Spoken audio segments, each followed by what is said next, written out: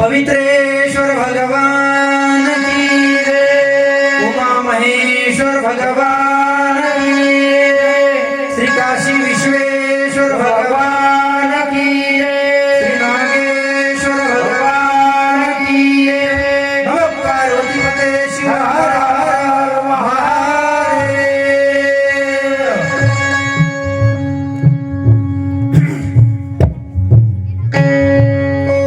कर्पूर गौरम करुणावतारम संसार सारम भुजगेंद्रहारम सदा वसंत हृदयारविंदे भवम भवानी सहितं नमामि। भवानी शंकर वंदे श्रद्धा विश्वास रूपिणो याभ्यां विना न प्रशंति सिद्ध स्वांतस्थमीश्वर। अकारण करुणावरणालय भक्तवांच्या कल्पतरु परात्पर अखिलेश्वर परम मंगलधाम परम मंगलमय भगवान श्री शिव परमात्मा के पुत्रवांग स्वरूप श्री शिव महापुराणात आपण या ठिकाणी चिंतन करत आहोत। याच्या अवध प्राणी मात्रांच्या जीवनामध्ये मंगल्य आणि कल्याण प्रस्थापित करणारे देवता म्हणजे भगवान श्री शिव परमात्मा आहे। स्मशानेश्वर परिक्रीडा। यद्यपि स्मशानासारख्या अमंगल ठिकाणी वास्तव्य ज्यांचं आहे आणि अत्यंत अमंगल असा वेश ज्यांनी आपल्या शरीरावर धारण केलेला आहे ते भगवान शिव परमात्मा वेश अमंगल असेल, राहणं अमंगल ठिकाणी असेल, परंतु सगळ्या जगाचं कल्याण आणि मंगल करण्याच्या बाबतीमध्ये समर्थ असणारे देवता म्हणजे भगवान श्री शिव परमात्मा आहे। आणि आपल्याला काल सांगितलं शिव परमात्मा ही मृत्यू लोकाची देवता आहे, म्हणून तुमच्या आमच्या सगळ्यांच्या जवळची देवता आशुतोष भगवान श्री शिव परमात्मा, लवकरात लवकर प्रसन्न होणारी देवता म्हणजे भगवान शिव परमात्मा आहे। अन्य देवतांच्या उपासनेमध्ये असणारा प्रतिबंध, अन्य देवतांच्या उपासनेमध्ये असणारा प्रत्यय लक्षात घेतला तर भगवान शिव परमात्म्याची पूजा करणं हे अत्यंत सुलभ, अत्यंत सोपं आणि अत्यंत सरळ अशा पद्धतीची भगवान शिव परमात्म्याची पूजा आहे। फार काही उपचार लागत नाही। भगवंताच्या पूजेकरता, भगवान शंकराच्या पूजेकरता जास्त उपचार लागत नाही। एक लोटाभर जल आणि अंतःकरणामध्ये निश्चित अशा प्रकारचा भाव जर असेल तर भगवान शिव परमात्मा तात्काळ प्रसन्न होतात, कारण मृत्यू लोकांमध्ये आपल्या सगळ्यात जवळ असणारे देवता म्हणजे भगवान शिव परमात्मा आहे। अन्य देवतांचं वास्तव्य स्थान वेगवेगळं असेल कदाचित,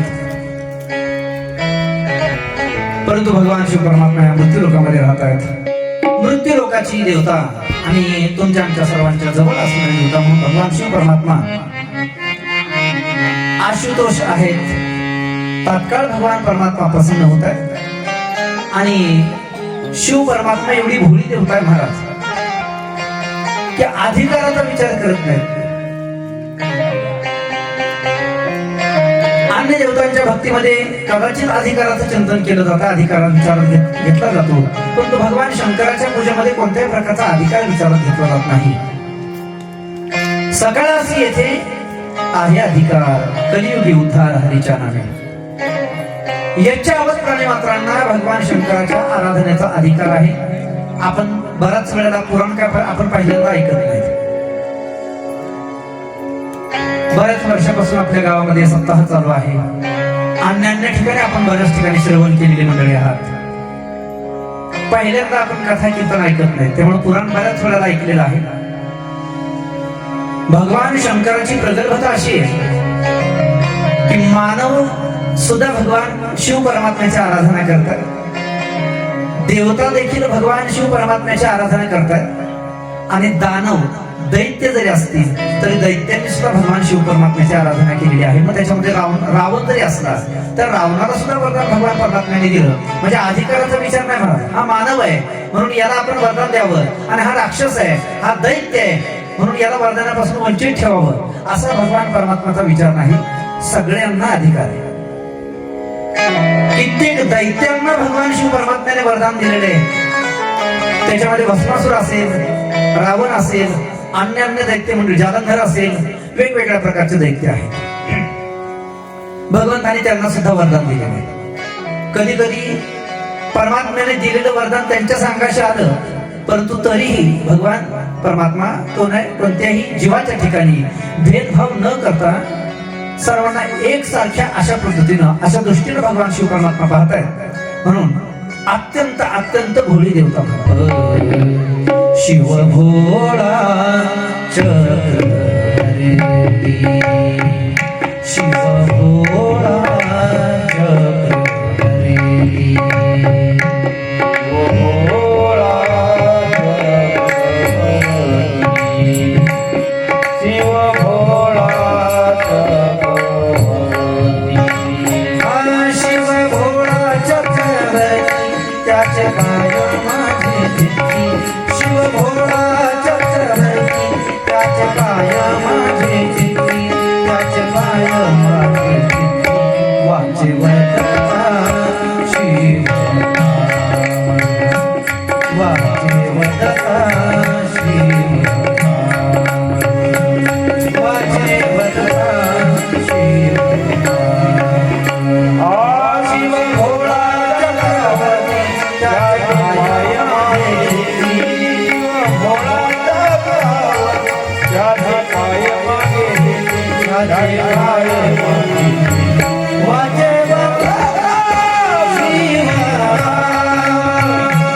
वाचे वदता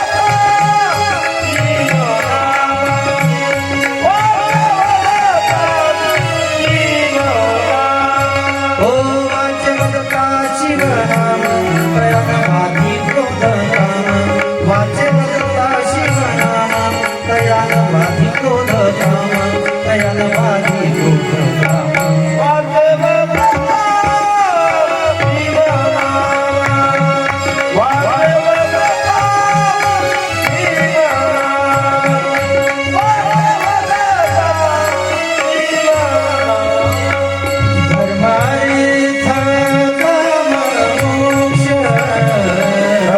धर्मार्थ काम मोक्ष हे शिवलेख प्रत्यक्ष हो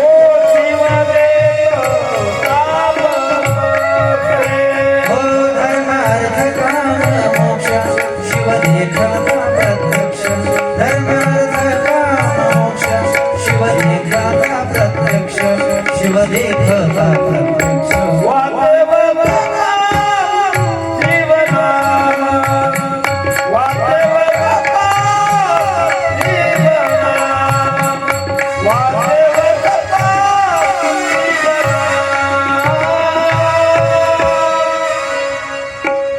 शिव भोळा चक्रवर्ती त्याचे पाय माझे चित्ती महाराज वर्णन करतात भोळ्यांचा तो चक्रवर्ती आहे महाराज दोन शब्द एकनाथ महाराजांनी या अभंगाच्या माध्यमातून भगवान शंकराच्या बद्दल वापरलेले आहेत पहिला आहे भोळा आणि दुसरा आहे चक्रवर्ती गंमत अशी आहे, जो भोळा असतो तो कधी चक्रवर्ती होत नाही महाराज आणि जो चक्रवर्ती असतो तो कधी भोळा नसतो जो लीडर आहे जो नायक आहे तो कधी भोळा नसतो किंवा तो भोळा नसावा तुकाराम महाराज वर्णन करतात जयाश्री कारभार बुद्धिसारच पायाची ज्याच्या डोक्यावर कारभाराचं ओझ आहे त्याने भोळा असता कामा नये तो भोळा असला नाही पाहिजे चतुर असला पाहिजे मग भगवान शिव परमात्मा भोळाही म्हणतात भगवंताला आणि चक्रवर्ती म्हणतायत याचा अर्थ असा आहे जगामध्ये जेवढे काही भोळे आहेत ना त्या सगळ्या भोळ्यांचा तो चक्रवर्ती आहे एवढा भोळा किती भोळा आहे पुढे आपल्याला कथा येणार आहे गुरुनिधीची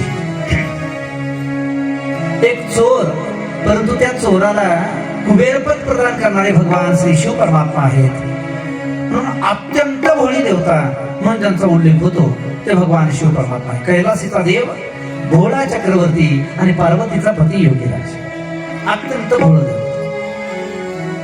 रावणासारख्याला भगवान शिव परमात्म्याने आत्मलिंग अर्पण केलं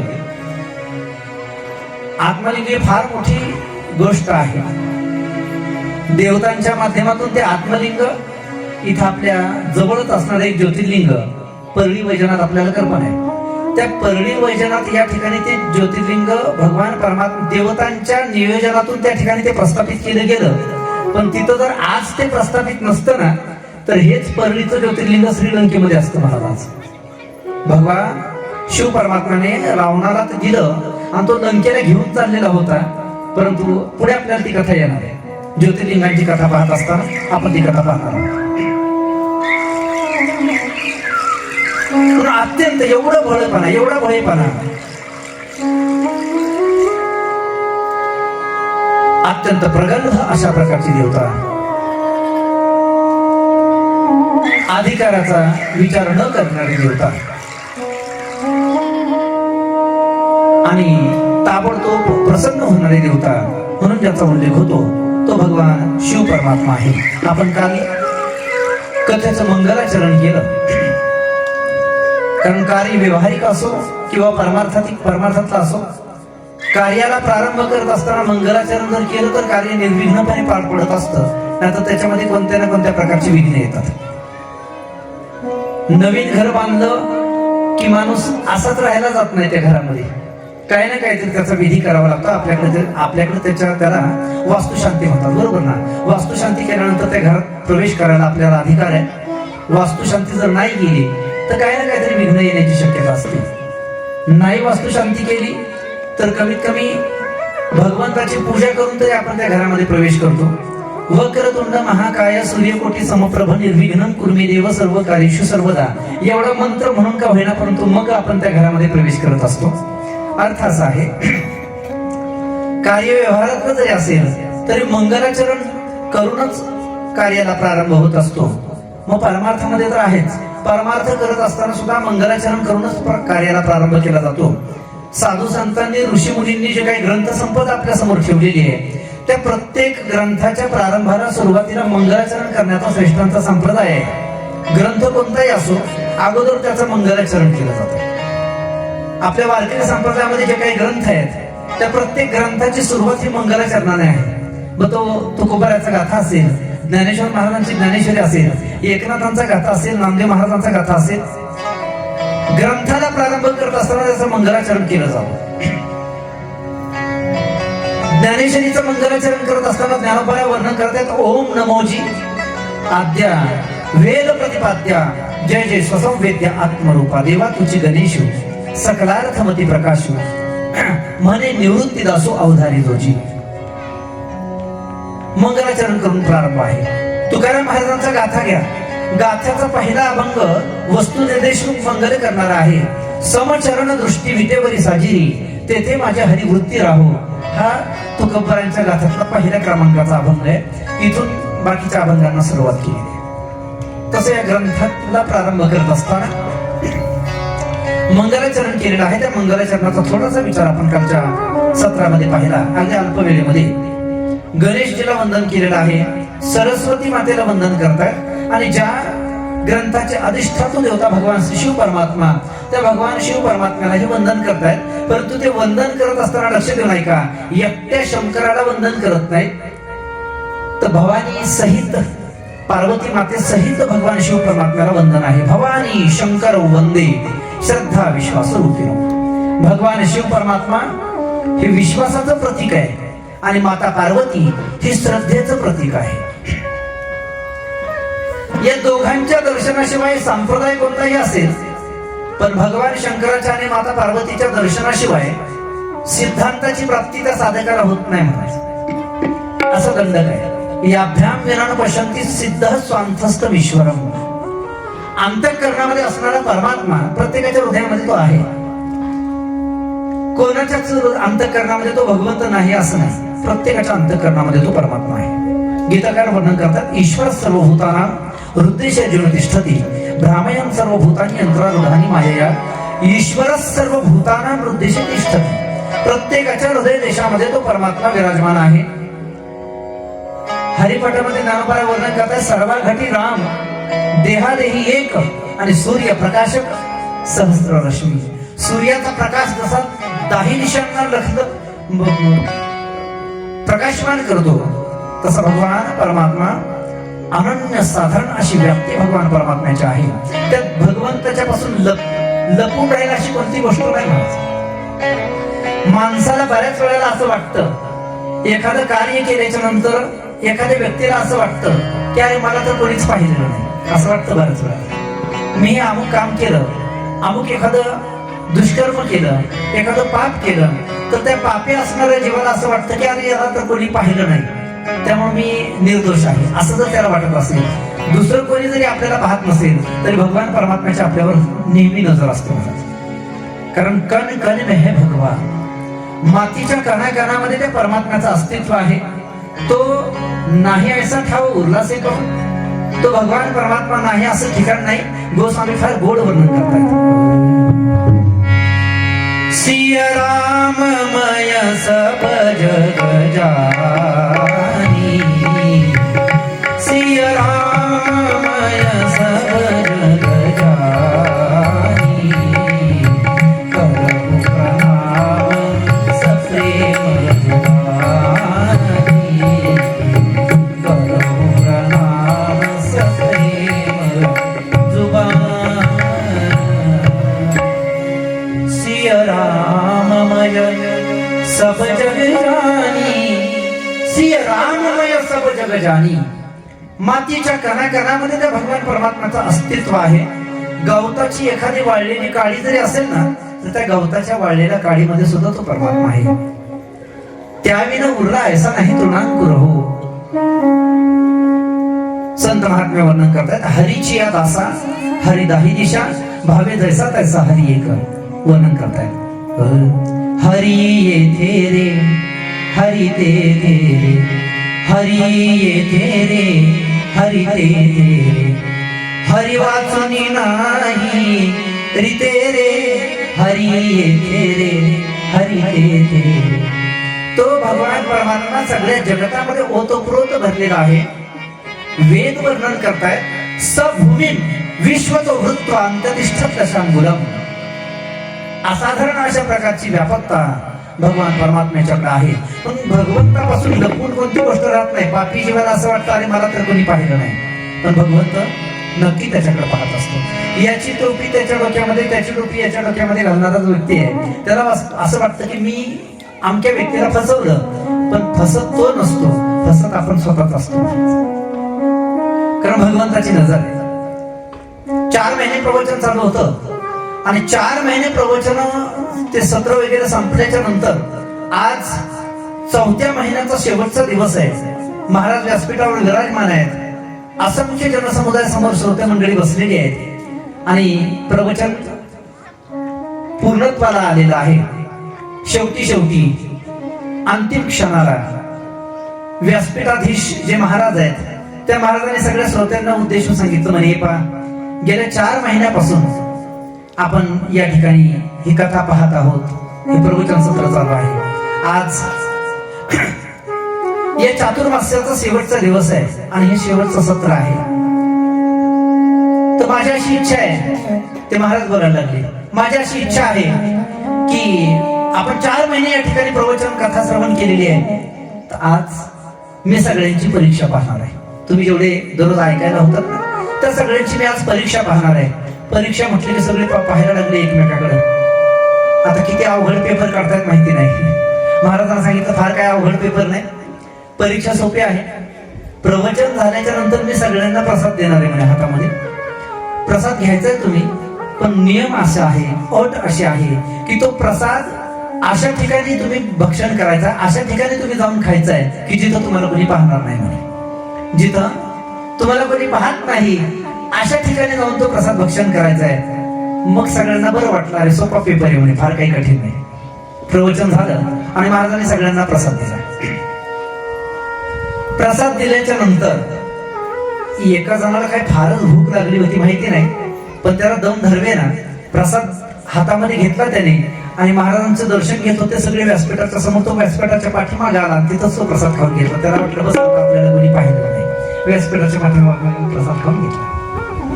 एकाने मंदिरामध्ये दर्शनाला जाण्याचं निमित्त केलं आणि गाभाऱ्यामध्ये गेल्यानंतर तिथं त्याने तो प्रसाद भक्षण करून घेतला. एक जण घरी गेला, आतून दरवाजाची कडी वगैरे लावून घेतली आणि घरामध्ये जाऊन प्रसाद भक्षण केला. एका बहादरानंतर शेतामध्ये गेला, गवताची जी गंजी होती, तुमच्याकडे काय म्हणतात मला माहित नाही, गंजीच म्हणतात ना, गवताची जी गंजी आहे त्याच्या पाठीमागे जाऊन त्याने प्रसाद भक्षण केला. ज्यांनी प्रसाद भक्षण केला त्यांना असं वाटलं की अरे आपल्याला गुरी पाहिलं नाही. जवळजवळ 100पैकी 99 लोकांनी तो प्रसाद भक्षण केला. एक जण असा बिचारा होता, त्याच्या हातामध्ये तो प्रसाद तसाच आहे. तो प्रसाद घेऊन महाराजांच्या जवळ आला. महाराजांनी विचारलं, काय रे सगळ्यांनी प्रसाद भक्षण केला, तू का नाही? त्याने सांगितलं, नाही महाराज, तुम्ही नियम काय सांगितला होता, अट काय होती की हा प्रसाद अशा ठिकाणी भक्षण करायचा ज्या ठिकाणी आम्हाला कोणी पाहणार नाही. हो बरोबर आहे. महाप्रसाद खाऊ कसा मी का? कारण 4 महिन्यापासून तुम्ही आम्हाला सांगत आहात कण कण में है भगवान, मातीच्या कणाकणामध्ये त्या परमात्म्याचं अस्तित्व आहे. जर कणाकणामध्ये तो आहे तर मग प्रसाद भक्षण करण्याकरता जागाच कुठे आहे म्हणे. विठ्ठल जळी स्थळी भरला तरी तो ठाव नाही उरला, आज मी दृष्टीने पाहिला विठ्ठलाची विठ्ठल. एवढा व्यापक तो जर आहे तर हा प्रसाद भक्षण करू कुठं?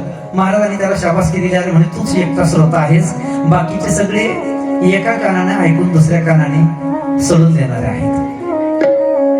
प्रवचनामध्ये कथेमध्ये सांगितलेला मुद्दा, त्या मुद्द्याचं घरी गेल्यानंतर आपण आत्मचिंतन केलं पाहिजे. कथा ऐकायची ती केवळ मनोरंजनाकरता ऐकायची नाही.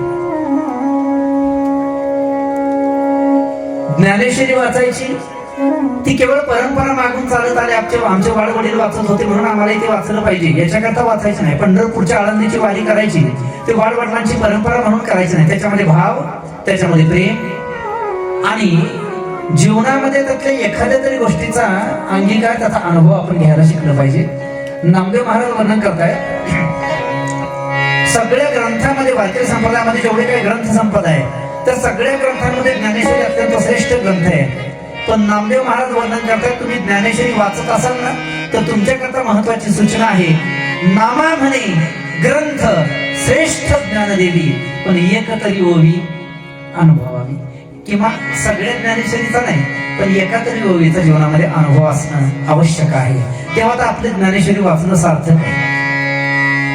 नाही तर मग केवळ अक्षराची घोकमपट्टी आहे. ज्ञानेश्वरीची पारायणाच्या पारायण करणं म्हणजे केवळ मग अक्षरांची घोकमपट्टी. एकाही ओळीचा जर अनुभव नसेल तर ती केवळ घोकमपट्टी आहे. म्हणून भगवान परमात्मा ओतप्रोत या जगतामध्ये व्यापक आहे, तो भरलेला आहे, भरून उरलेला आहे. भगवंताच्या पासून, देवाच्या पासून कोणतीही गोष्ट लपून राहत नाही महाराज. भगवान शिव परमात्मा अत्यंत भोळी देवता आहे. मृत्यू लोकामध्ये आपल्या सन्निध असणारी देवता म्हणजे भगवान शिव परमात्मा आहे. मंगलचरणाचा विचार आपला झालेला आहे आणि याच्यानंतर कथेचं महात्म्य आपण पाहणार आहोत. शिवपुराण का ऐकावं? एक महत्वाचं वाक्य मी आपल्याला काल सांगितलंय की शिवपुराण जिथं असेल ना तिथं जाऊन ते अवश्य श्रवण केलं पाहिजे.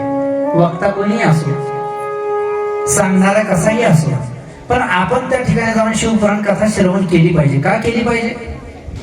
प्रयोजनम अनुद्दिश्य मंदः अपि प्रवर्तते. लाभ काय महाराज याच्यापासून? आम्ही नाही ऐकली शिवकथा तर काय बिघडणार आहे आमच्या जीवनामध्ये आमचं, असं जर एखाद्याला वाटत असेल तर एक गोष्ट मला लक्षात ठेवा. ज्या भगवान शिव परमात्म्याने, ज्या भगवान परमात्म्याने आपल्याला सुंदर अशा प्रकारचा हा देह दिलेला आहे, सुंदर अशा प्रकारचं शरीर दिलं, इंद्रिय दिली आणि इंद्रिय देऊन भगवान परमात्म्याची एक अपेक्षा आहे सगळ्याच्या. भगवंताने एक अपेक्षा केली की इंद्रिय दिले, हा शरीर, हे शरीर दिलंय ना, मग या शरीराच्या माध्यमातून आपण काय केलं पाहिजे? महाराज वर्णन करतात, देवे दिला देह भजना गोमटा. भजनाकरता, नामस्मरण करण्याकरता, भगवंताच्या नामाचा अट्टहास करण्याकरता, उच्चार करण्याकरता भगवंताने हा देह दिला. बाकीचे काही शरीर नाहीत का महाराज? पशु पक्ष्यांचे देह आहेत, गायीचा देह आहे, घोड्याचा देह आहे, उंदराचा देह आहे, बैलाचा देह आहे, पण त्या देहामध्ये त्यांना नामस्मरण करता येत नाही. गायीला